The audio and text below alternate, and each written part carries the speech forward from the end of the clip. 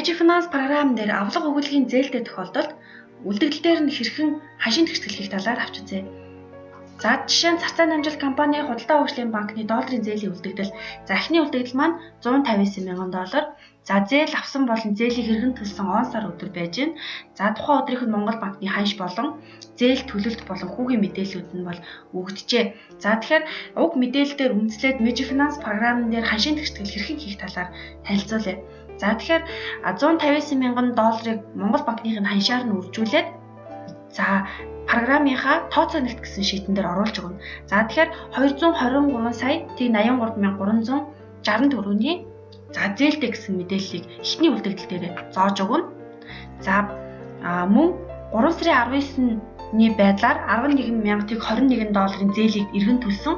За тухайн зээлийг эргэн төлсөн Монгол банкны ханшаар нь үржүүлээд $15,494,556 зээлийг эргэн төлсөн. За тэгэхээр эхний үлдэгдлээ бид нэр зааж өгсөн учраас одоо зээл төлсөн төлөлтүүдээ бид нэр журнал дээрээ оруулж өгнө. За програмынхаа журнал шитэн дээр нь очоод за төлсөн зээлийн хэмжээг оруулж өгнө. За тэгээд журнал дээр байгаа шалга гэсэн мэдээллүүдийг засч өгнө. За гэх мэтчлэн зээлийг бол төлсөн. За одоо бүгдээр ханшийн тэгшгэлээ хийн. За ханшийн тэгшгэл хийхин тулд тайлан харах, тогтмол, за авлагын ханш тэгшгэх, өгүүлгийн ханш тэгшгэх, мөнгөний ханш тэгшгдэг. За өгүүлгийн гэсэн учраас бүгдээрээ өгүүлгийн ханшийг тэгшгэе. За ийшээгээ орсноороо payable гэсэн шит бол үүсдэг. За энэ дээр цагаан дэвсгэртэн дээр гараас мэдээлэл оруулна. Саарл буюу ногоон дэвсгэртэн дээр нь програм өөрөө тооцоолол хийгээд автоматар ханшийн тэгшгэл хийгээ явах нэ. За энэ дээр эхний үлдэгдэл нь $159,000. За зээл авсан өдөр болон Монгол банкны ханшийнхаа мэдээллийг оруулж өгсөн байна. За одоо зээл төлөлт болон хүүд хэдэн төгрөг төлсөн бэ гэсэн мэдээллүүдийг нь бүгдээрээ оруулж өгье.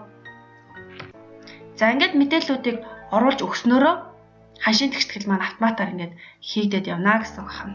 За тооцоо нэгт гэсэн шийд рүүгээ очие. За эхний үлдэгдэл 223 сая төгрөгийн зээлтэй байсан. 55 сая төгрөгийнхөө зээлийг журналын бичлэлээр бид нэр төлж өгөөд эцсийн үлдэгдэлтэй 167 сая 926,899 төгрөгийн зээлтэй үлдэж байна. За энэ мэдээлэл нь маань төгрөгийн тэгшлэг үлдэгдэлтэйгээ бол таарч авах хэрэгтэй. За эхний үлдэгдэл маань төгрөгөөр шилжүүлээд 223 сая, зээл төлсөн төлөлтүүд нь харагдаж байна. Эцсийн байдлаар 167 сая 926,898 төгрөгийн зээлийн үлдэгдэлтэй харагдаж байна. Төгрөгийн тэгшлэгийг үлдэгдэл болон тэгштгэсэн үлдэгдлүүд нь бол энд байж байна. За мөн нийт одоо төлөх ёстой өгүүлгийн үлдэгдлүүд нь бол энд харагдаж байна. За ингэж ханшийн тэгшгэлийг хийж өгснөөрөө дансны харьцаа маань өөрөө автоматар гардаг. За үүнийг журнал руугаа хуулж тавьдаг.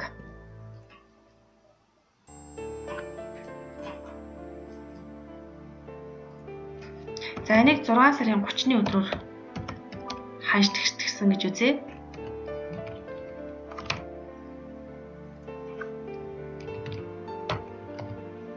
За өглөг гэдэг маань өөрөө дотоод байгууллагын өглөг гэж байгаа. За мөн шалгадий гэдгийг засч байгаа. За ингээд бүгдээрээ ханшийн тэгшгэлээ хийчлээ гэсэн үг байна. За одоо эндээс бид нар юуг анзаарах вэ гэхээр дансны харьцаа автоматар гараад энийг бид нар журнал дээр хуулж өгснөөрөө за журналын дүнтэйгээ таарад за зөрүү бол байхгүй өглийн ханшийн тэгшгэлийг зөв хийсэн байна гэж үзэх нэ. За хэд хэдэн компани хэд хэдэн хувь хүнээс бид нэр зээлтэй тохиолдол яаж бүртгэх вэ? Тэгэхээр энэ үлдэгдлүүд энэ дээр ингээ гараад явж байгаа учраас энэ үлдэгдлүүдийг тэглэх ёстой болно.